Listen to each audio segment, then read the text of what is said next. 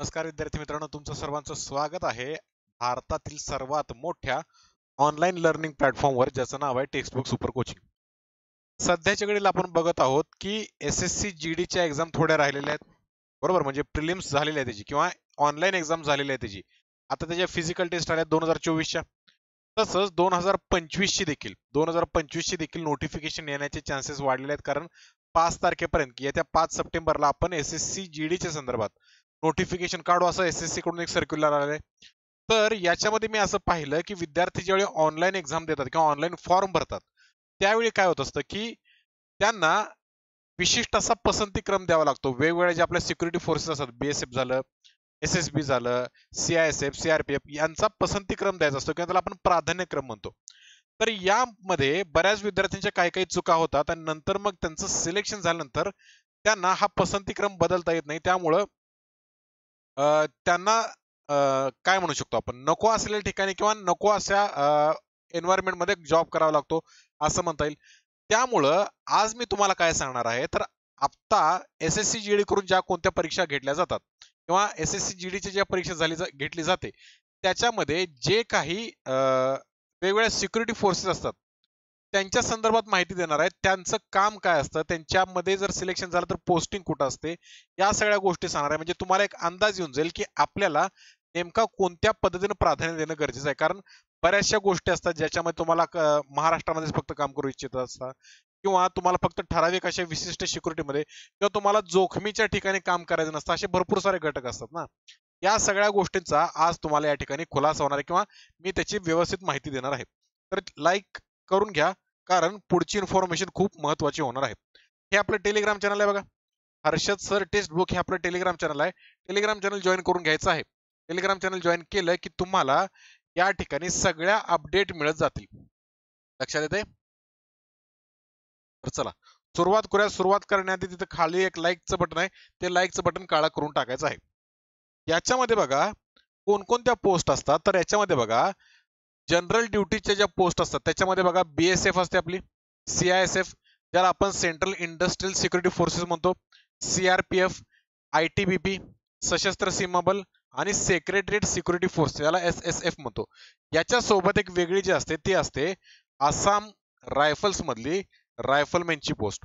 या 5 ते 7 पोस्ट असतात. याच्यामधून म्हणजे एस-एस-सी जी-डी मधून तुम्हाला या वेगवेगळ्या फोर्सेसमध्ये सिलेक्शन मिळत असतं. बरोबर, याचाच प्राधान्यक्रम द्यायचा असतो. तर मी तुम्हाला प्रत्येक प्रत्येक सिक्युरिटी फोर्सेसच्या संदर्भातली माहिती देणार आहे, की जेणेकरून तुम्हाला ठरवता येईल की तुम्हाला नेमकं कोणत्या सिक्युरिटी फोर्सेसला प्रेफरन्स द्यायचा आहे.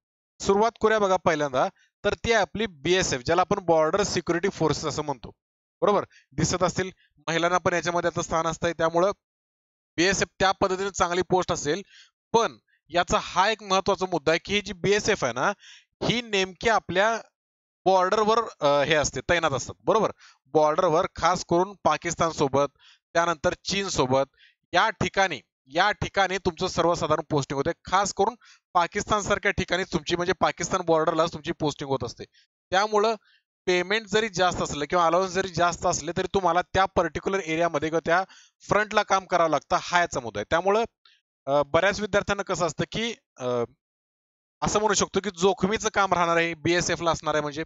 त्यामुळे तुम्हाला त्यातल्या त्यात सिक्युअर पोस्ट हवी असेल तर तुम्ही याला नंतर प्रेफरन्स दिला तरी चालू शकतो. लक्षात घ्या. आता तुम्हाला समजलं, म्हणजे BSF जे असतात त्या खास करून बॉर्डरवर असतात तैनात. बरोबर, आणि त्यातल्या त्यात GD वाल्यांचं एस-एस-सी जी-डी वाल्यांचं पोस्टिंग हे पाकिस्तानच्या बॉर्डरच्या आसपास वगैरे होत असतं. त्यामुळं तुम्ही बघून घ्या प्रेफरन्स देताना तुम्हाला कशा पद्धतीने हा क्रम द्यायचा आहे. त्याच्यानंतर दुसरी पोस्ट आहे बघा ती सेंट्रल इंडस्ट्रियल सिक्युरिटी फोर्सेस ज्याला आपण CISF म्हणतो. ही त्यातल्या त्यात बरी आहे, म्हणजे जास्त रिस्क पण नसते याच्यामध्ये आणि तुम्हाला चांगल्या पद्धतीने पगार वगैरे मिळतो. याच्यामध्ये काय असते बघा, CISFचं मुख्य काम काय असते, तर वेगवेगळ्या ज्या सेमी गव्हर्नमेंट संस्था असतात, तर त्यांना सिक्युरिटी करणं किंवा त्यांना सिक्युरिटी देणं हे यांचं काम असतं CISFचं. बरोबर, मग त्याच्यामध्ये बघा तुमचे विमानतळ झाले किंवा इतर कुठल्या इंडस्ट्रियल बिल्डिंग झाल्या किंवा आणि काही महत्वाच्या वैज्ञानिक गोष्टींच्या संदर्भात ज्या इमारती असतात किंवा ज्या काय म्हणतोय आपण त्याला संस्था असतात, त्यांना सिक्युरिटी देण्याचं काम हे CISF कडे असतं. बरोबर, तसं की बघा दिल्ली मेट्रोचं उदाहरण आहे, विमानतळाच्या ज्या वेगवेगळ्या असतात. बरोबर, तसेच सरकारी इमारतींचे देखील काही काही अंशी यांना करण्याचं म्हणजे सिक्युरिटी देण्याचं काम या CISF कडे असतं. व्यवस्थित समजली गोष्ट. CISF म्हणजे काय? विमानाचं चित्र दिसतंय बघा. तुम्ही ज्यावेळी विमानाने प्रवास करता, आतून चेकिंगला जाताना ज्यावेळी तुम्ही त्यांचे बॅच बघता ना, तर ते इथं बॅच जो असतो त्यांचा तो CISF चा असतो. बरोबर? आता याच्यानंतरची पुढची पोस्ट बघू आपण, ज्याच्यामध्ये सेंट्रल रिझर्व्ह पोलीस फोर्स असं म्हणतो. CRPF पण बघा थोडं रिस्क टेकिंग जॉब आहे किंवा रिस्क असलेला जॉब आहे. कारण बऱ्यापैकी यांचं कसं असतं की ह्या रिझर्व्ह केलेल्या असतात. बरोबर? रिझर्व्ह केलेल्या पोस्ट असतात म्हणजे राखून ठेवलेल्या राखीव हे असतात. म्हणजे कुठलं नॅचरल कॅलॅमिटी आली, ज्याला म्हणतो आपण भूकंप आला असेल किंवा सुनामी किंवा पूर आला असेल, तर तुम्ही ऐकलं असेल बघा, SRPFच्या तुकड्या बोलवल्यात आम्ही. ह्या गोष्टी ऐकल्या असतील. तसंच इतर ज्या काही नक्षलवादींशी सामना करण्यासाठी ज्या ट्रुप्स बनवल्या जातात किंवा अँटी टेररिझम स्क्वॉड मध्ये ज्या गोष्टी ज्या पथकांचा वापर केला जातो तर त्या CRPFच्या असतात. एवढं लक्षात घ्या. बरोबर? CRPFच्या या पोस्ट असतात, या सिक्युरिटी फोर्स असतात. त्यामुळं BSF नंतर याच्यामध्ये थोडं रिस्क असतं. पण तुम्ही समजून घ्या तुम्हाला कशा पद्धतीने या ठिकाणी काम करायचं आहे. त्याच्यानंतर ते बघा ITBP ज्याला म्हणतो आपण, इंडो टिबेटियन बॉर्डर पोलीस. आता याच्यावरून तुम्हाला कळतंय की तुम्हाला तिबेट रिजन मध्ये किंवा सध्याचा जो चायनाचा भाग आहे त्या ठिकाणी तुम्हाला काम करावं लागतं. याच्यामध्ये बघा ITBP ची प्राथमिक भूमिका लडाख मधील काराकोरम पास ते अरुणाचल प्रदेशमधील दिफू इथपर्यंत सिक्युरिटी करण्याचं काम असते. बरोबर?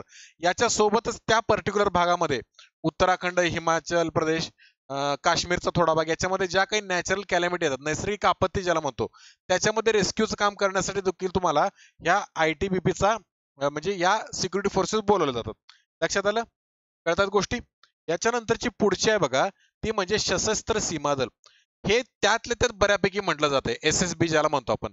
त्यातले त्यात बऱ्यापैकी का म्हणतोय मी? कारण यांचं मुख्य काम कुठं असतं? तर यांचं मुख्य काम असतं बघा नेपाळ आणि भूतान यांच्या सीमेवर असतं.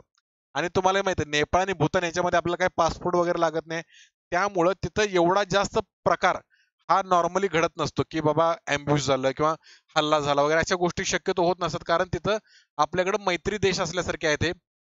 त्यांच्याकडं जाण्यासाठी आपल्याला व्हिसा किंवा पासपोर्ट लागत नाही. रोजचं आपण जॉबला गेल्यासारखं गेलं तरी चालतंय.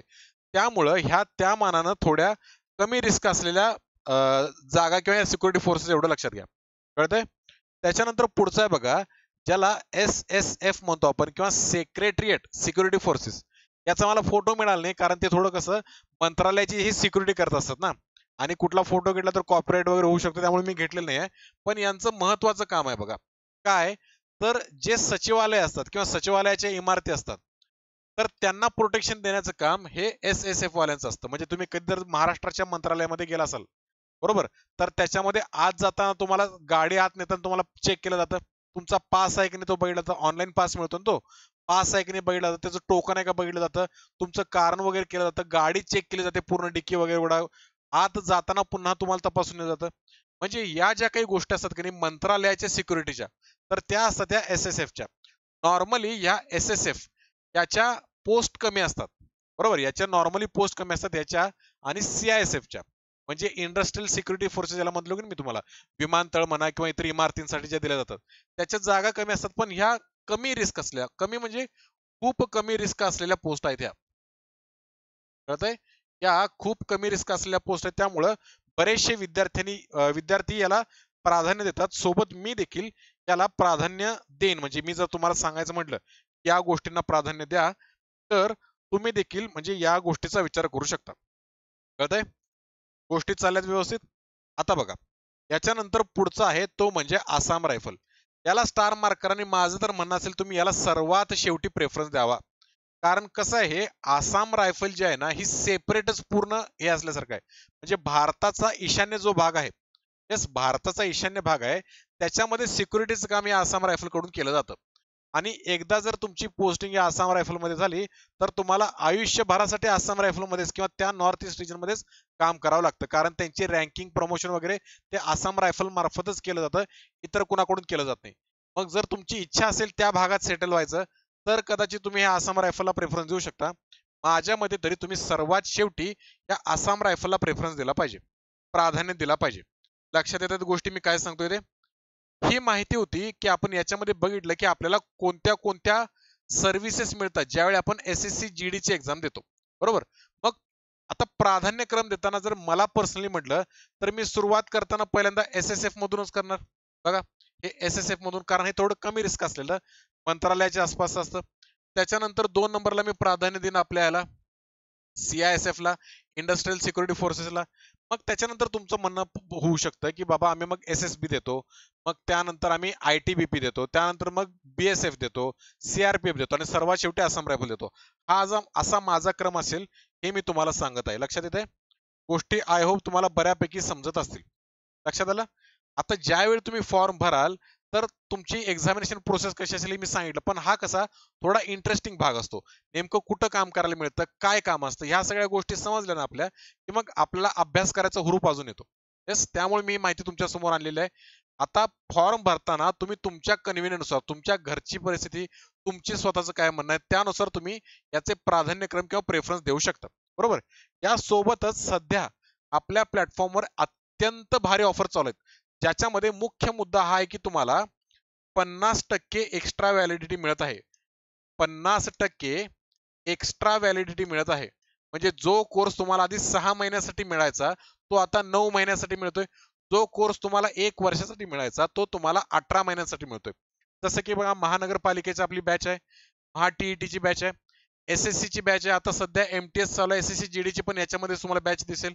म्हणजे 503 रुपयामध्ये SSC MTS SSC GD या दोन्ही गोष्टी कव्हर होतील. त्याच्यानंतर रेल्वेची बॅच आहे. ही रेल्वेची बॅच 650 रुपयामध्ये आहे आणि त्याची व्हॅलिडिटी 18 महिने, एवढं लक्षात ठेवा.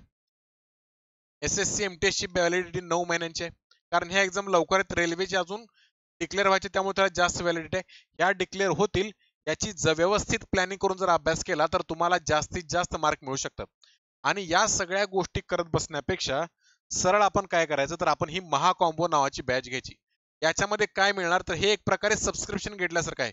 एखाद्या OTT प्लॅटफॉर्मचं जसं आपण सबस्क्रिप्शन घेतो तसं हे सबस्क्रिप्शन आहे. म्हणजे काय, तर पुढच्या 1.5 वर्षासाठी, पुढच्या 18 महिन्यांसाठी तुम्हाला आम्ही काही शिकवतो.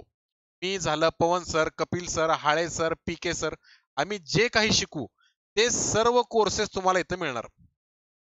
मग तुम्हाला म्हणाल की सर आम्ही तलाठी भरती, SSCच्या सर्वच्या सर्व कोर्सेस, बँकिंग होतील, आम्ही ज्या काही गोष्टी शिकू त्या तुम्हाला या ठिकाणी पाहायला मिळतील. येस, क्लिअर झालं?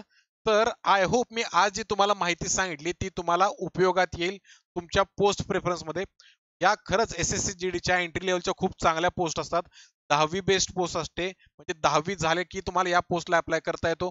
परीक्षा मराठीमधून होते. शिकवायला आम्ही सारखे एक्सपर्ट माणसं आहोत. त्यामुळे तुम्ही फॉर्म भरण्याचं काम करा, कारण फॉर्म भरला की मग आपण व्यवस्थित अभ्यास करून घेऊ. पोलीस भरतीची तयारी करत असाल तर फिजिकलसाठी तुम्हाला देखील चांगल्या गोष्टी करणार आहेत. सर्व गोष्टींची माहिती मी पुन्हा तुम्हाला भेटेन त्यावेळी सांगेनच. तोपर्यंत मी आज थांबतो. जय हिंद, जय महाराष्ट्र. चॅनलला लाईक करा, शेअर करा आणि सबस्क्राईब करायला विसरू नका. Yes, Jai Hind, Jai Maharashtra. Thank you very much.